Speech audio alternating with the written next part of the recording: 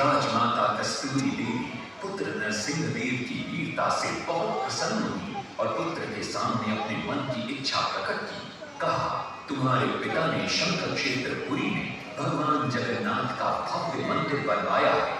मैं चाहती हूँ कि तुम पद्म क्षेत्र कोणार्क में उससे भी भव्य और विशाल सूर्य मंदिर बनवाओ। किंतु नरसिंह देव माता से प्रति प्रश्न करते हैं, सूर्य मंदिर ही क्यों, और वो भी कोणार्क में? तब राजमाता कस्तूरी देवी बतलाती हैं, द्वापर युग में भगवान श्री कृष्ण के पुत्र सांब बड़े ही सुंदर और सुकुमार थे। वो नारद मुनि को चिढ़ाया करते थे। एक दिन नारद मुनि ने सांब को सबक सिखाने की योजना बनाई और उन्होंने सांब की सुंदरता की प्रशंसा कर उन्हें गोपियों के साथ जल क्रीड़ा करने को उकसाया। वहीं दूसरी तरफ भगवान श्री कृष्ण को जाकर कह दिया कि सांब अपनी मां समान गोपियों के साथ जल क्रीड़ा कर रहा है। श्री कृष्ण इस बात से बहुत क्रोधित हो जाते हैं और वे सांब को श्राप दे देते हैं, जिस सुंदरता का तुम्हें अभिमान है वो तत्क्षण नष्ट हो जाए। सांब को कोढ़ हो जाता है। जब सांब राजमहल लौटते हैं और मां जामदेवी को ये पता चलता है कि पिता श्री कृष्ण के श्राप की वजह से सांब की ये अवस्था हुई, तो सारी रानियां क्रोधित हो जाती। नारद जी को बुलाया जाता है। वे रोग मुक्ति का उपाय बतलाते। वे कहते हैं, सूर्य की पहली किरण उग्र देश के एक कोण पर पड़ती है जिसका नाम कोणार्क है। सांब को वहीं जाकर सूर्य की आराधना करनी होगी।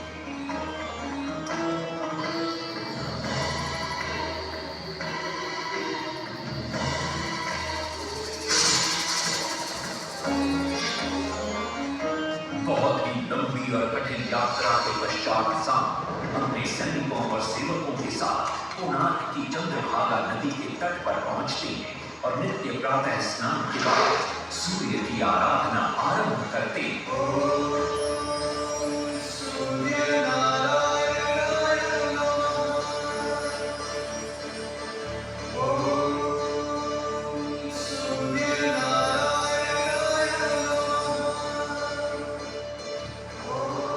अन्न जल त्याग कर 12 साल की कठिन तपस्या के बाद सूर्य देव प्रसन्न होकर प्रकट होते और सांब को रोग मुक्त होने का वरदान देते।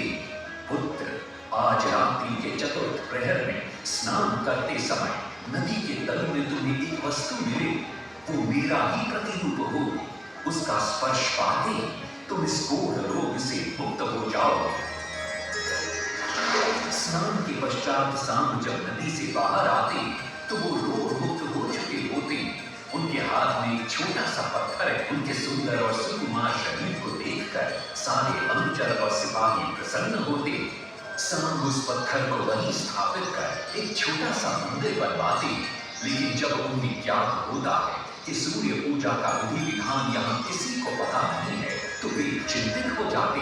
वे ध्यान में बैठते। सूर्य देव पुनः प्रकट होते और सांब के पूछने पर बतलाते कि दूर पश्चिम में साक्य देश की माता ब्राह्मण पूजा की विधि विधान जानते हैं। सांब साक्य देश की ओर निकल पड़ते, जो आज का ईरान है।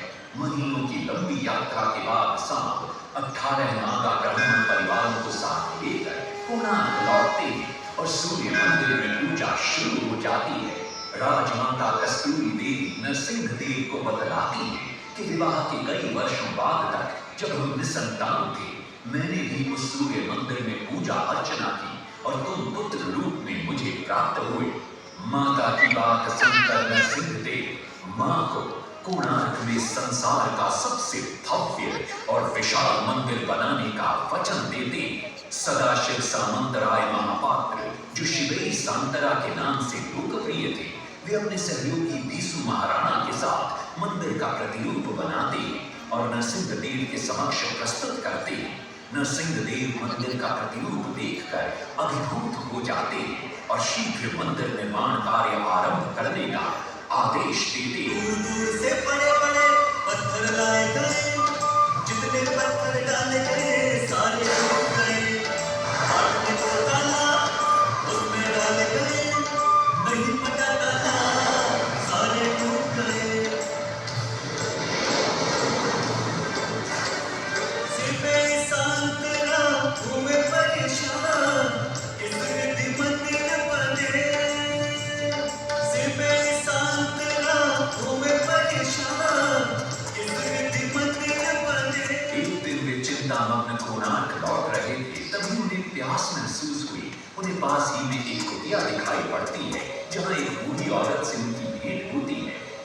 सांतरा पानी मांगते हैं। बूढ़ी औरत पानी के साथ गरम गरम भोजन भी लेकर आती है। वे थाली के बीच में हाथ डालते हैं जिससे उनका हाथ जल जाता है।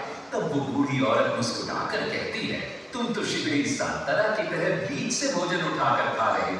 ये सुनकर शिवेरी सांतरा को अपनी भूल का एहसास होता है। माता रामचंडी ने उपाय सुझाया, समझे शिवेरी सांतरा।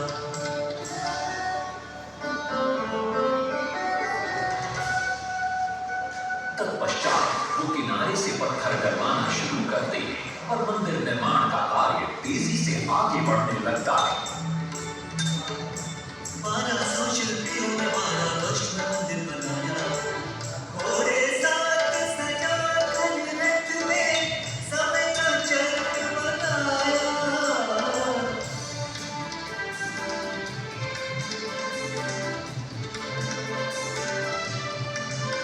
दूसरी तरफ कलिंग के उत्तर के राज्यों के नवाबों के बार बार राज्य पर आक्रमण हो रहे थे। इन आक्रमणों से क्रोधित होकर नरसिंह देव अपनी विशाल सेना को लेकर युद्ध के लिए निकल पड़े।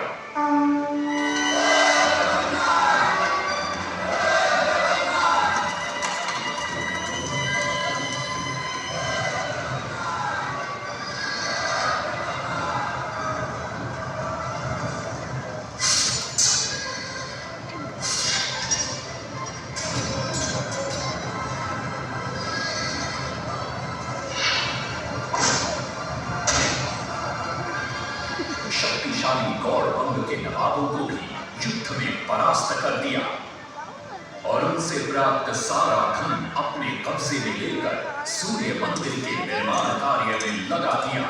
1200 कारीगरों के अथक प्रयास से 12 साल बाद विशाल और भव्य सूर्य मंदिर बनकर तैयार हुआ। उस समय के लोगों में वास्तुशास्त्र, ज्योतिष शास्त्र और खगोल शास्त्र का जो ज्ञान था, उसे देखकर आज के बड़े बड़े वैज्ञानिक भी आश्चर्यचकित रह जाते हैं। कई प्रयासों के बाद भी मंदिर के गुंबद पर कलश स्थापित नहीं हो पा रहा था। क्रोधित नरसिंह देव ने आदेश दिया कि कल प्रातः काल तक यदि कलश स्थापित नहीं हुआ तो सबके सर धड़ से अलग कर दिए जाएंगे। सभी शिल्पकार घोर चिंता में डूब जाते हैं।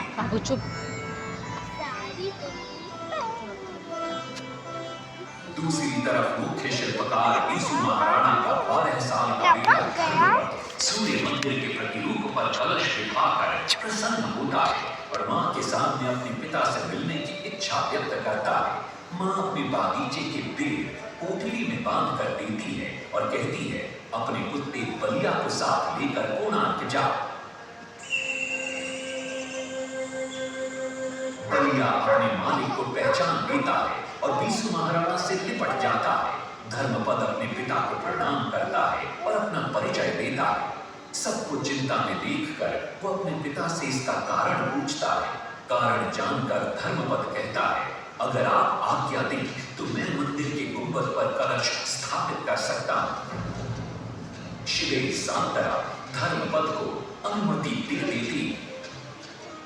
धर्मपद गुंबद पर चढ़ जाता है और कुछ ही समय के प्रयत्न के पश्चात वो कलश को स्थापित करने में सफल हो जाता है। गुंबद पर कलश स्थापित होते नीचे गर्भगृह में चारों दिशाओं में लगे चुंबकों के आकर्षण से सूर्य महाप्रभु की मूर्ति शून्य में स्थापित हो जाती है। सब धर्मपद को कंधे पर बिठाकर खुशी से नृत्य करने लगते। तभी कुछ कारीगर इसका विरोध करते हुए कहते, अगर सुबह राजा को ये पता लग गया कि इस बच्चे ने कलश को स्थापित किया है तो किसी का बचना संभव नहीं है, इसलिए धर्मपद को मरना होगा। इस बात से शिवेरी सांतरा बड़े क्रोधित हो जाते हैं। भीषण वाद विवाद छिड़ जाता है। ये सब देखकर धर्मपद गहरी चिंता में पड़ जाता है और वो सोचता है कि यदि मेरे जीवित रहने से इन सब का सर काट दिया जाएगा तो इससे अच्छा है कि मैं आत्म बलिदान कर दूं ताकि सबके प्राण बच जाएं। और उसी पल धर्मपद नवनिर्मित सूर्य मंदिर के शिखर पर चढ़ जाता है।